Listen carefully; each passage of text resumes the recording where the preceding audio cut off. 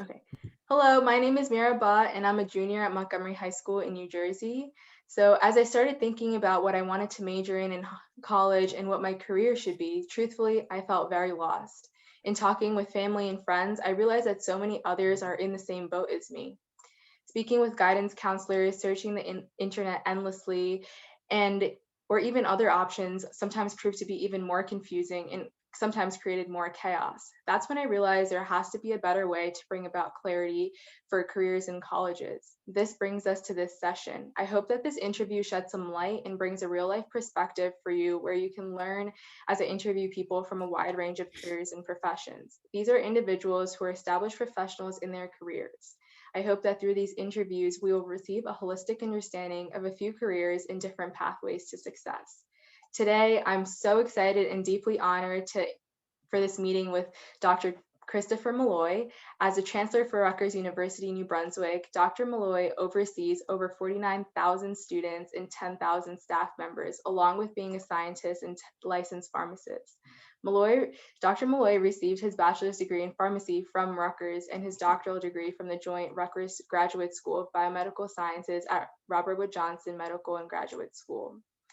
He was a postdoctoral fellow at the National Cancer Institute, and prior to joining Rutgers, he held many senior research and management positions at J&J, Three Dimensional Pharmaceuticals, and Bristol Myers. So he was elected as the fellow of American Association for the Advancement of Science in 2016. Welcome, Chancellor Molloy. It's an honor to speak with you.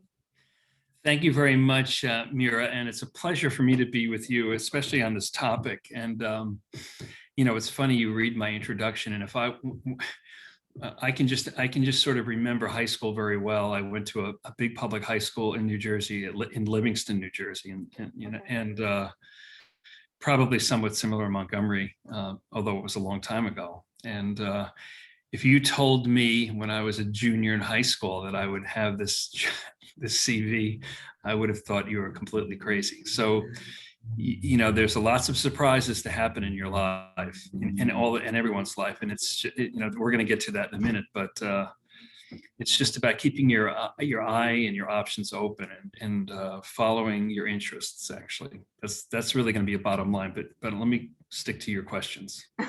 Right. Thank you so much for that. So I know I briefly gave an introduction to your career journey, but if you would like to add anything and kind of how did you end up going from, starting as a pharmacist to having industry positions to now working in more admin positions? Yeah, so let's start from the beginning. So I was always interested in science, and I was a good science student in high school. But and I went to a really good public high school, like I said. I was very interested in how medicines worked. Actually, not that I was a very sickly person, but I just always had an intellectual interest in that. And in chemistry, I was an AP chemistry student in high school and really enjoyed chemistry. I had great professors in chemistry. And so I thought, and I was always interested in going to college, especially a big college. And Rutgers was the one that my family could afford for me to go to back in the 1970s. And so my mother had worked at Pfizer, a pharma company in Brooklyn when she was younger. She was just an admin, but she always was very interested in those industries. And when the pharmacy school moved from Newark to New Brunswick back in the early 1970s, she took me down when I was a junior in high school, and we toured the pharmacy school.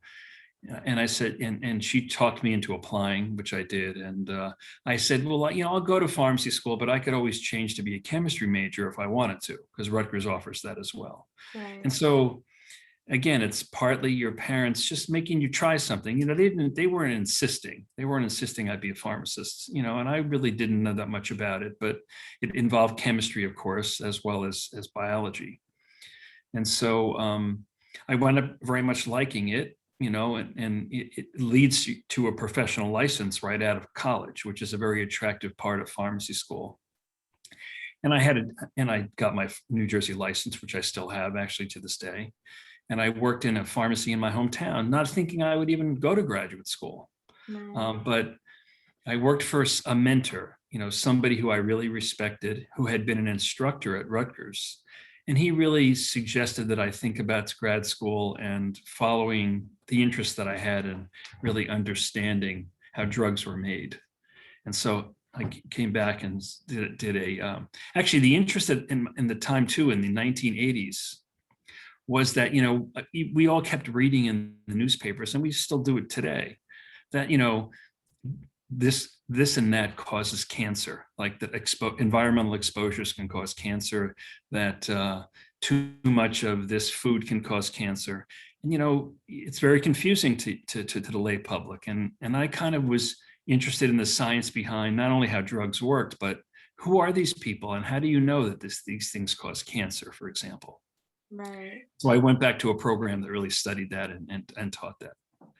And so you follow the interest that you have. So in graduate school, I really got interested in basic science and doing bench work, which I didn't really know about in college. In college, you're just taught from books. It's almost like, although it's a little different today, it's almost back in the day like accelerated high school.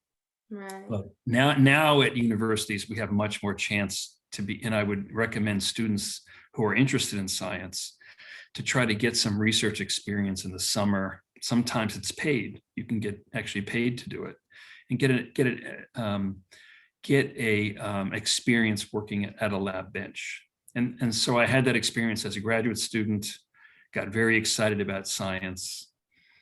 Then I was interested in being a professor in a university at the time, which I, only am now, actually. And so to do that, to be a professor, you have to do postdoctoral studies. So after your PhD, you need to go to another laboratory and show that you can work independently, develop some papers on your own, working with advisors, but being much more independent. And so I applied to as many of the top labs in the country that I was interested in. These were cancer labs for me. Got into one at the National Institutes of Health, the National Cancer Institute, and then really had this fantastic 4-year experience working with, there were 40 scientist fellows in the lab I was in from 13 different countries. Wow. So we had multiple languages, we had multiple personalities. It was extremely exciting place to be, and just a really good experience. And again, going from being a pharmacist, to, a few years later to be in a laboratory where you're actually making discoveries that, are the first time that anybody in the whole world has understood this process, is really something very exciting. Right, that's wonderful. And I think the idea of pursuing your interest and saying yes to a lot of opportunities opens a lot of doors. And no one really knows from when they're in high school, but like you mentioned, things can change. So what do you? Yeah. So what do you do now? What's your role as a chancellor? It sounds like a very big responsibility. And so, what does a typical day look like? Yeah. So it's a very administrative job, and sometimes it's very frustrating. So I go from being this really excited scientist, and then instead of going into academia, I took a position in industry to be a scientist. And what I found out that I was good at was managing projects and building teams of scientists that would work with me or in conjunction with me. Mhm. And so it just seemed a natural fit for my personality, presumably. I mean, I wasn't thinking this way, that, I was actually good at sort of being a team leader and a team player. And so I was rewarded for that by being given opportunities to be in larger and larger operating units in industry. And ultimately, that kind of training to be working in the pharmaceutical industry as a scientist, but, as somebody leading a group of individuals on multiple projects, is a real skill set that one has to do a job that I have now, which is to sort of manage a large educational administration that's working in science, in humanities, in the facilities that support all of the infrastructure of the university, that allows, the 50,000 students that are here to be in different classes. It's my day-to-day operation is really, now it's all on Zoom or on virtual essentially, although I'm in my office today, is to go to meetings and solve problems. Right, So, right, the buck stops here. If I have to deal with it, it's a problem. right, right. But in a sense, that's part of, I guess, of what I like about work. As a scientist, I was solving puzzles and problems, in trying to discover a new drug. In this job, even though I read some of the scientific literature to keep my interest peaked there, I'm solving other kinds of problems that require thinking and team building.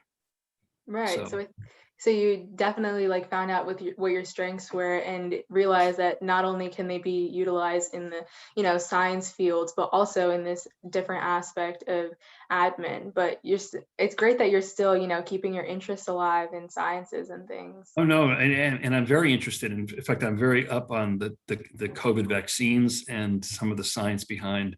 There's some new drugs coming out. Merck is working on one that's very important. They're testing it to be an oral therapy, like an oral capsule you can take if you have been diagnosed with COVID. If you take it immediately, it will shut down the virus in a few days. Wow, And that's if this is wonderful. if this is approved, it will be a real important step beyond with vaccinations to really control COVID. So I Right. do keep in touch, and I have a lot of industry contacts, and of course the university interacts a lot with the pharmaceutical industry and research. But again, my job also involves managing the humanities and history departments and working on a lot of other aspects of college life, which is also very exciting, including sports Yes. and we're in the Big Ten and in the NCAA tournaments, both men and women's basketball. So it's very exciting. Yeah, it's been But exciting. but, but let me just get back to what you're trying to get at, I think, a little bit. And my advice is, people should, you as you grow, you learn what you're good at objectively, and then be open to taking risks and trying stuff, try things. Just, when I tried, I could always be a pharmacist. I always kept my license, but I tried to go to grad school and I liked it. But, if I didn't like it, I could fall back on being a pharmacist, or I tried to do these different industry jobs, and it's trying and keeping your options open, and is it's not about how much money you're making. That's the important thing. It's sort of about what you enjoy. It's not worth working at a job you don't like, even if it pays a little more money. It's not worth it. Right. Wow, that's really great advice. Thank you.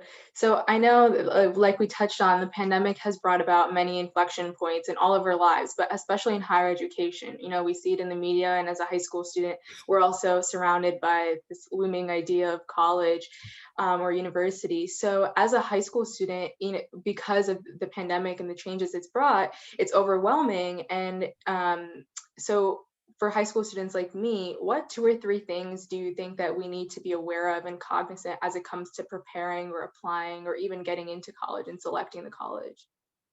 Well, first of all, I can't imagine what it's like in high school to do this virtually. I'm sure that it's very frustrating. It's amazing that we have these technologies that allow us to adapt to this, and quite frankly, the students at the university, for the most part, have adapted well. Although I understand the mental stresses on this and the fact that some teachers have to adjust to the pace of education online, and how it works is really a challenge. And we've really been addressing this. Mhm. In terms of college, look, college is a costly investment. And so one has to pay attention to, how much college is going to cost you, what kind of debt the student may go into by going to college, because there are many universities that are, you don't have to go to an Ivy League school and pay $50,000 in tuition necessarily to get a fantastic education in this country. That being said, even a university like Rutgers, I well understand, is quite expensive for many students. And that's a very important part of what we're trying to do as the state university, is to provide access and a reasonable tuition rate for in-state students in New Jersey to attend the university. Is to pay attention to how much it will cost and what the return is on that investment and your parents' investment in that. To choose a college that is going to be strong in areas that you think are important. Although it's absolutely okay, and I have two daughters that are just a few years older than you are, it's also, I think, important if you have an interest in college and you don't know your major, is to go and try things.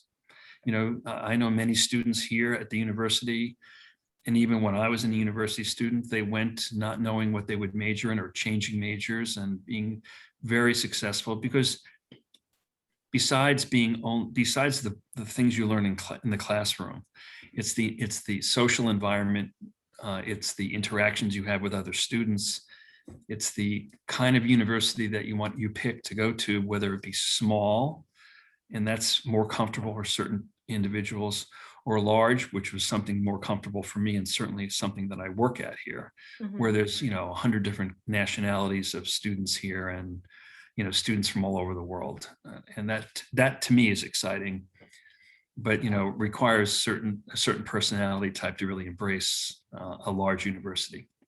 Of course. So again, it's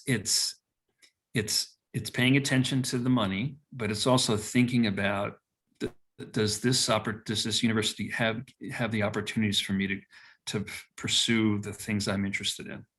Right. And as someone who doesn't necessarily know right now, I think that's super important to hear that, you don't need to go in knowing, and it doesn't mean that you're not going to be successful. You have time to figure it out. And that's kind of what college is for, to learn, just like in high school. So, and you learn as much outside the classroom as inside. Right. Of course. Right. So, with your valuable experience as the Chancellor of Rutgers, what are some of the emerging areas, industries, or fields that you see coming up in the next 5 to 10 years? So some of them are pretty obvious, but the whole healthcare, public health fields are really emerging. Some specific science, this whole study of the microbiome, for those of you who are real science nerds, I don't know if you know what that is, but you can look it up. It's a really important area of research that's happening.